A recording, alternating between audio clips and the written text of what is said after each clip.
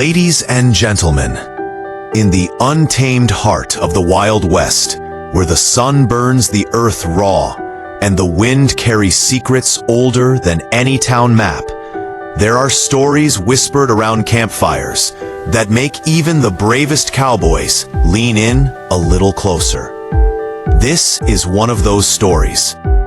It begins on a dusty trail at dusk, when a lone rider, tired, hungry, and thinking only of getting home, found an Apache woman lying injured beside a dry creek bed. Her breathing was shallow, her eyes heavy, her strength nearly gone, and with the kind of instinct only the frontier can carve into a man's bones, he lifted her into his saddle and took her home, believing he was saving a life. But the Wild West is full of traditions most settlers know nothing about. And some rescues were never meant to be simple acts of kindness.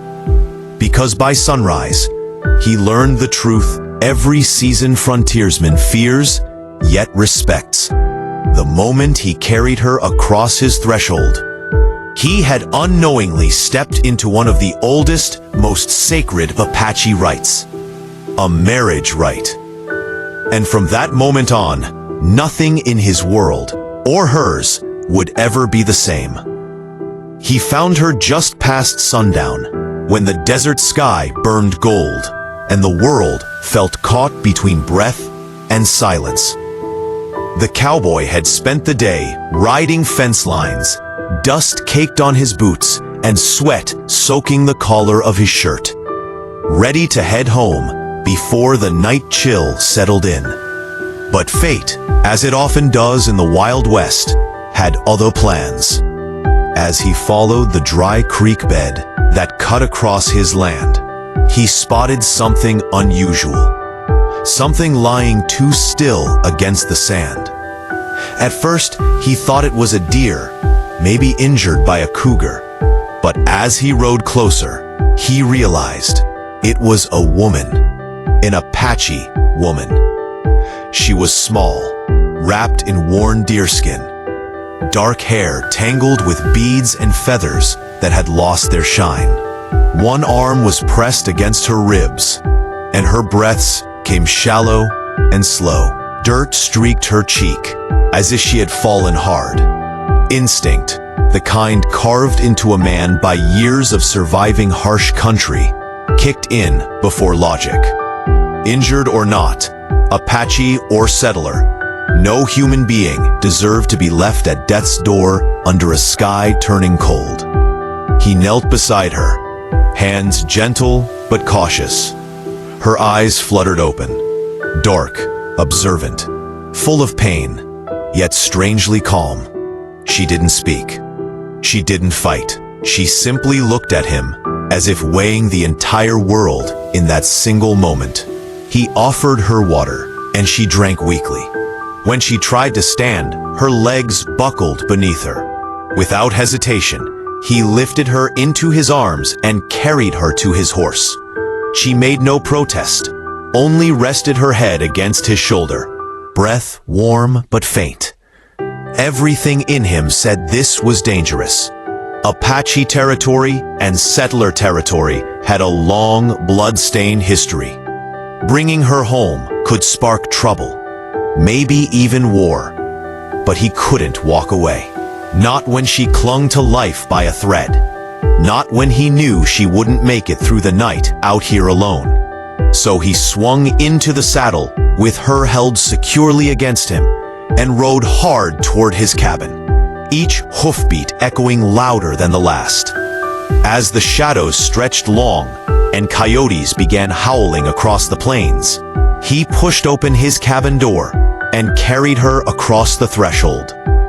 He laid her gently on his bed, lit his lamp, and started tending her wounds as best as a rancher with rough hands could. She watched him silently, her eyes following every movement with an intensity that made him uneasy. It wasn't the look of a frightened woman. It was something else, something he couldn't name. he thought he was doing what any decent man would do. Helping someone hurt, giving shelter from the cold, saving a life because the West was cruel enough without adding to its tally of the dead. What he didn't know, what no settler was ever taught, was that the choice he made in that moment carried centuries of tradition behind it. That lifting her, carrying her, and bringing her across his doorway wasn't just an act of kindness.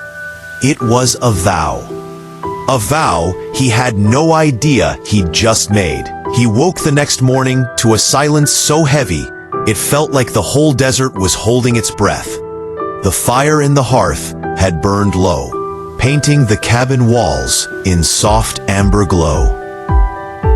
For a moment, he forgot the events of the previous night, forgot the woman, the shadows, the weight of responsibility he'd carried through his door.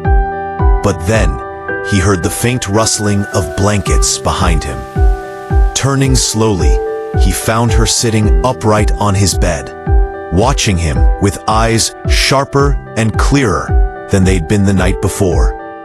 She was no longer the injured, half-conscious stranger he'd rescued. Her posture was steady, dignified, her breathing even. The wounds he'd worried over seemed less severe in daylight. But it wasn't her sudden strength that unsettled him. It was the way she looked at him, calm, focused, almost expectant, like a woman who knew exactly where she was and why. He offered her food, which she accepted without hesitation. She didn't speak, not in English anyway. She murmured quiet words in Apache as she ate, rhythmic phrases that sounded less like conversation and more like ritual. Every few moments, her gaze drifted around the room, taking in the walls, the table, the doorway, the same doorway he'd carried her through. She touched her chest with her hand, in a gesture he didn't understand, then looked at him with a certainty that tied his stomach into knots. He tried to make sense of her behavior, but the more he watched her, the more uneasy he became. Injured women didn't heal this quickly. Strangers didn't sit in a man's home with that kind of rooted confidence. And no one, Apache or settler, stared at him like they knew something he didn't. It wasn't until mid-morning, when he stepped outside to fetch water, that the truth began to reveal itself. A small group of Apache riders was gathered on the ridge overlooking his property, silent as ghosts. They didn't shout, threaten, or draw weapons. They simply watched him with expressions that were unreadable but unmistakably serious.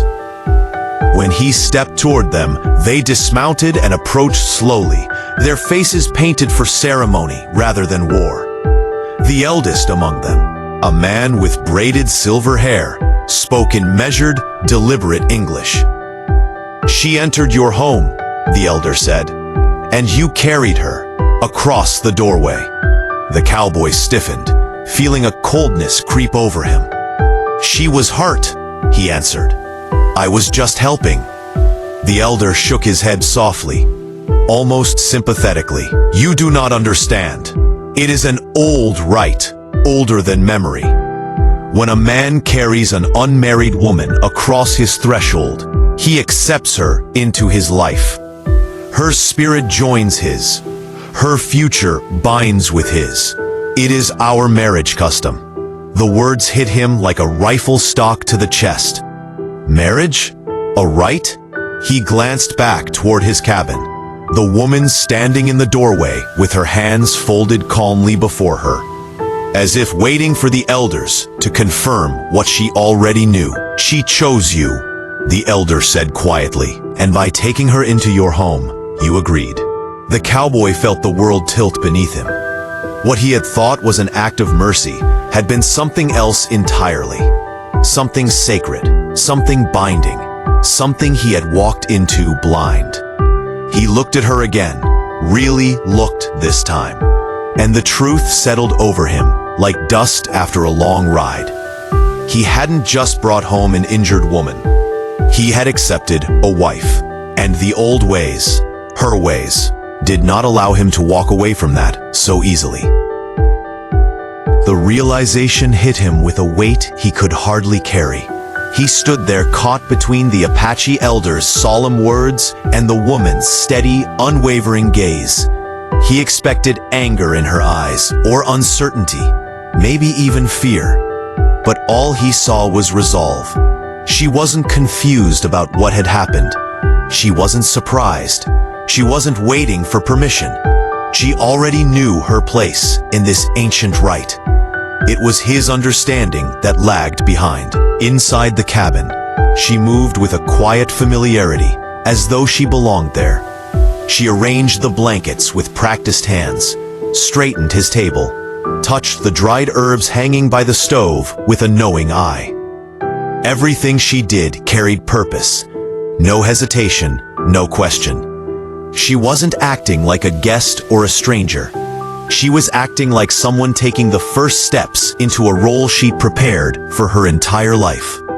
The cowboy watched her every move, unsettled yet unable to look away. She had a presence he couldn't deny. Calm, assured, rooted in something far deeper than he could grasp. Her stillness was not weakness, it was discipline. Her silence was not fear, it was understanding. And though he didn't know her name, her past, or her intentions, he could feel something rising between them that he didn't have words for. The tribe did not leave immediately. The elder stayed near the cabin with 2 warriors, keeping a respectful distance, but never letting the cowboy forget the gravity of what had happened. They were not hostile, but they were watching, witnesses to a rite that demanded acknowledgement. And slowly, painfully, he began to realize the truth. This wasn't a mistake created by misunderstanding. This was a choice on her part.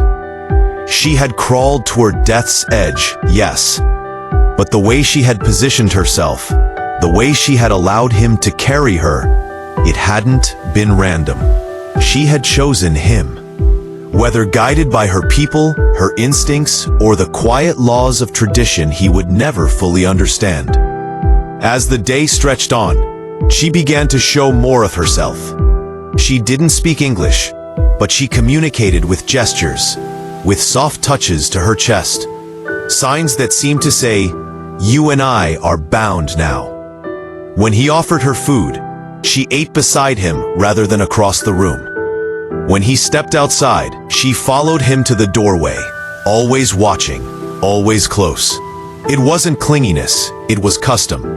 She was staying within the sphere of her chosen man. He tried to convince himself that he could undo this, that he could speak to the tribe and explain the misunderstanding. But every attempt at escape fell apart the moment he looked at her. For all her grace and quiet strength, there was an unmistakable firmness in her stance, a certainty that the bond had already been made and could not be broken. By late afternoon, the elder approached him again. He spoke softly, with the weight of centuries behind each word. "She is not a burden," he said. "She is a gift, one who will stand with you, fight with you, guard your home as if it were her own. Our women do not choose lightly." The cowboy glanced back at her through the open cabin door. She stood there in the warm, shifting light, her hair catching the sun, her expression unreadable but steady, like a flame that refused to flicker. He felt torn in two.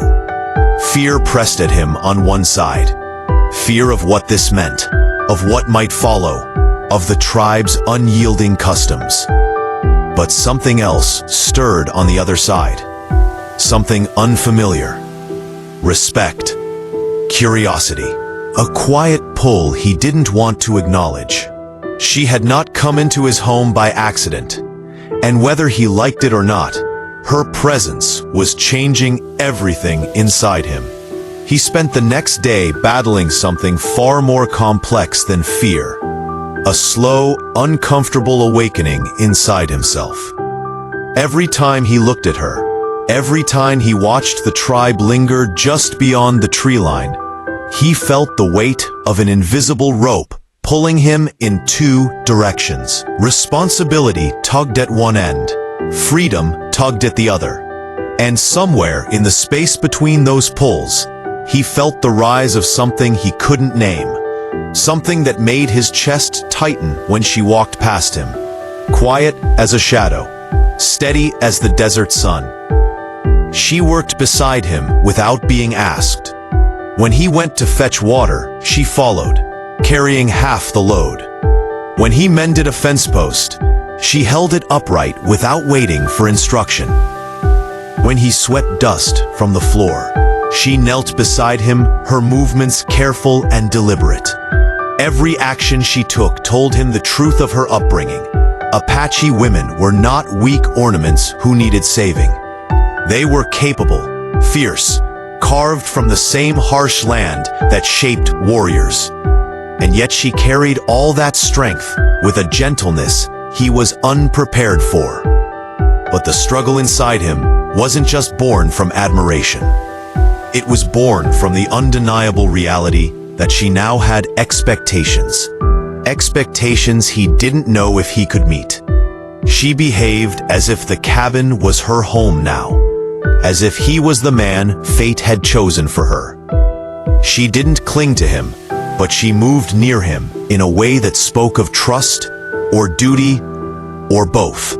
And while part of him wanted to push back, to reclaim the life he had built on loneliness and survival, another part felt strangely grounded by her presence. One afternoon, trouble pressed at their doorstep, not from the Apache, but from the world he came from. 3 ranch hands from a nearby settlement rode up, rough men who had heard rumors of the cowboy who dragged an Apache woman into town like a prize. Their words were sharp, their intentions worse. He felt shame burn in his chest, not for her, but for the way these men looked at her, as if she were less than human. She didn't back away. She didn't hide. She stood upright behind him, eyes sharp, chin lifted, a warrior's blood running steady in her veins. And something inside him shifted. Without thinking, without planning, he stepped forward and defended her, not because of the right, not because of the tribe, but because he wanted to. Because the idea of anyone disrespecting her felt like a blade pressed against his own skin. The confrontation didn't come to blows, but the message was clear. Those men rode off, muttering threats, but he didn't care. When he turned back, she was watching him with an expression he had never seen before. Surprise, mixed with quiet approval, almost pride.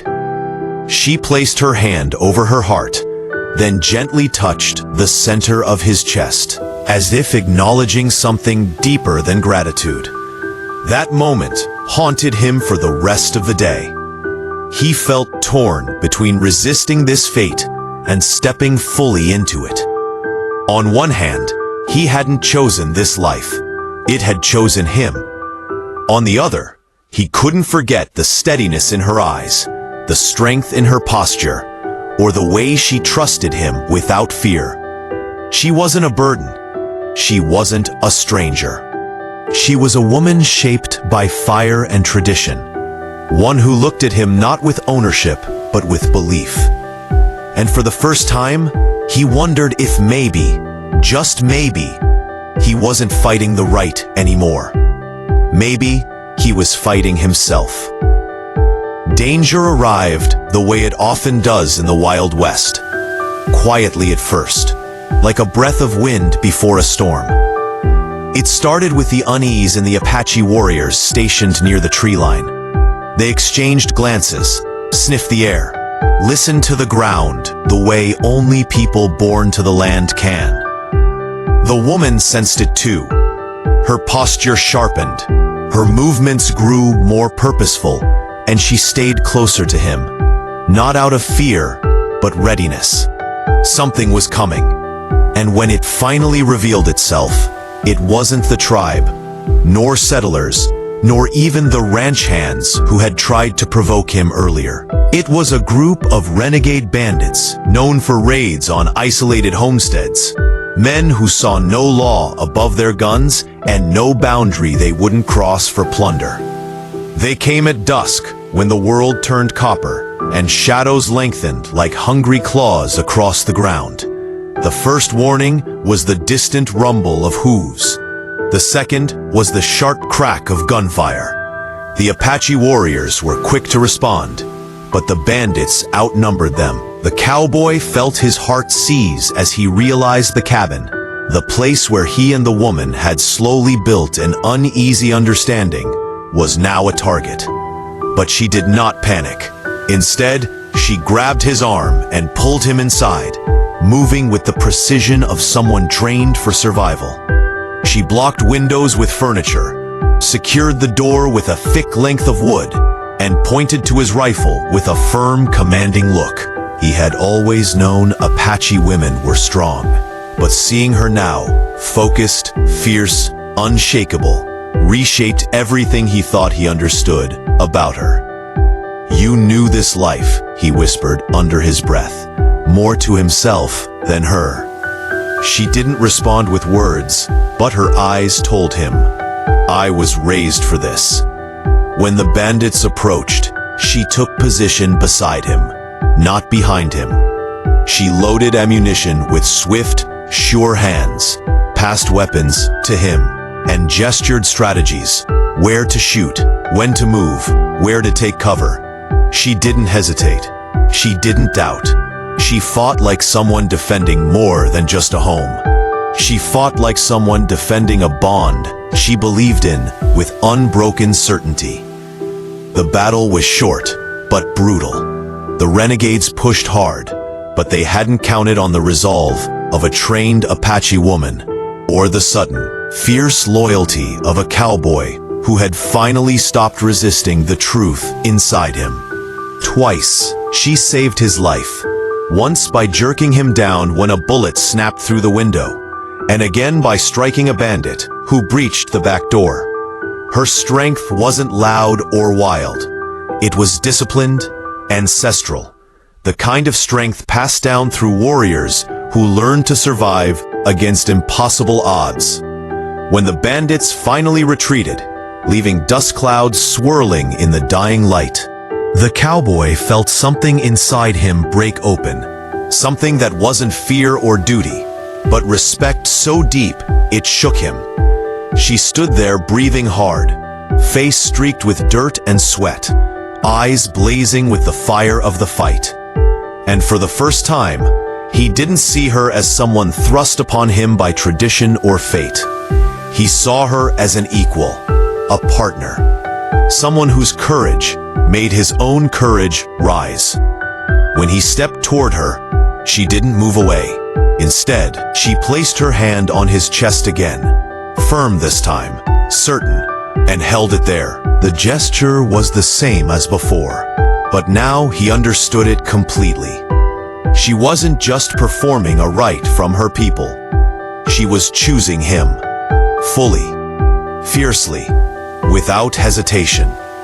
And standing there in the fading glow, surrounded by gun smoke and the echo of battle, he realized something with a clarity that cut through every doubt he'd ever carried. He wanted to choose her too. Choice is a strange thing in the Wild West. Sometimes it's taken from you, sometimes it's forced upon you, and sometimes it rises quietly in your chest until it becomes impossible to ignore. For days he had wrestled with the weight of a tradition he never meant to step into, torn between the life he knew and the life that seemed to be forming around him without his consent.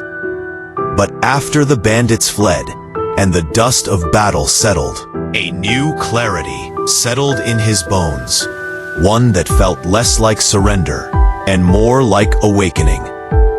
He spent the night sitting on the cabin steps, watching the moon spill silver across the land. She sat beside him, close enough for their shoulders to touch, yet silent, giving him space even as she stayed near. Her presence had changed since the fight. No longer cautious, no longer waiting for his acceptance. Instead, she looked at him with quiet certainty, as if she already knew what decision was growing in his heart. The Apache elder approached them at dawn. His expression carried the heavy wisdom of a man who had seen countless rites honored and broken. He stood before the cowboy with the calm of a passing season. "The choice is yours," he said. "Our people will honor your decision. If you send her back, she returns without shame. If you keep her, she becomes not just a woman of your home, but a woman of your life." The cowboy looked at the elder, then at her, sitting so still, so steady, as if she'd already accepted either outcome. She wasn't pleading, she wasn't hoping. She was simply present, bound by honor to whatever truth he chose. And that struck him deeper than any tradition ever could. She wasn't claiming him. She was waiting for him to claim himself. He rose slowly, heart pounding against the ribs that had carried so many burdens and so many years alone. Every moment since he had found her by the creek surfaced in his mind. The way she trusted him without fear, the way she fought beside him, the way she stood tall against threats that would have broken lesser souls. And beneath all that was the quiet truth that had formed like a small flame in his chest. He didn't want to imagine his days without her. Not anymore. Stepping closer, he reached out and gently took her hand. Her eyes widened, not with shock, but with relief so subtle it was almost invisible. The elder bowed his head, recognizing the choice without needing a word spoken. The warriors in the tree line nodded in silent approval. But none of that mattered. The only thing that mattered was the way her fingers curled around his with a softness that held the strength of her entire lineage. In that moment, he understood that accepting her didn't mean giving up his life. It meant expanding it. It meant stepping into something that had chosen him as much as he chose it. She rose to stand beside him, and he knew instantly that they were no longer two strangers bound by accident. They were partners bound by purpose. Later that morning, they walked the land together. She showed him the meaning behind the symbols painted on her skin. He showed her the small crops he'd begun to grow behind the cabin. It didn't matter that they didn't share language, because they shared something deeper now. Respect, trust, a bond formed in fear, tested in battle, and sealed in choice. As the sun climbed higher, she placed her hand over his heart one last time. This time, he didn't stand frozen or confused. He placed his hand over hers, matching the gesture, returning the vow she had offered him days earlier. No right, no force, no tradition, just a man choosing a woman, and a woman choosing him back. The West would write its own stories about them, but the truth was simple. He hadn't been captured by a right. He had been claimed by love, and for the first time, he claimed it in return. In the end, ladies and gentlemen, this story is not about a cowboy who stumbled into a foreign tradition, nor about an Apache woman bound by ancient rites. It is about two lives, shaped by different worlds, hardened by different battles, colliding in the vast, unforgiving Wild West, and discovering something neither of them expected. What began as an act of compassion became a test of courage. What seemed like a mistake revealed a bond forged in trust, danger, and choice. Through fear, misunderstanding, and the looming shadow of conflict, he learned that strength isn't always loud, and destiny isn't always chosen. It is sometimes discovered in the quiet loyalty of another soul. And she, raised by warriors and tradition, showed him that devotion is not born from obligation, but from recognition. Recognition of spirit, of heart, of a partner worthy enough to stand beside. When the world threatened to tear them apart, they fought together, not because a right demanded it, but because something deeper called them forward. And when the moment of truth arrived, when he finally had to choose, he realized that fate had not trapped him, it had guided him. It had brought him to someone who did not weaken him, but strengthened him. Someone who turned his lonely frontier into something that finally felt like home. So the conclusion, my friends, is simple. Sometimes the Wild West doesn't give you what you asked for. It gives you what you need. And sometimes the greatest journeys begin the moment you stop running from what your heart already knows. Their story reminds us that love forged in hardship is the strongest kind, and that in a land of dust, danger, and endless horizon, two souls choosing each other is the bravest act of all.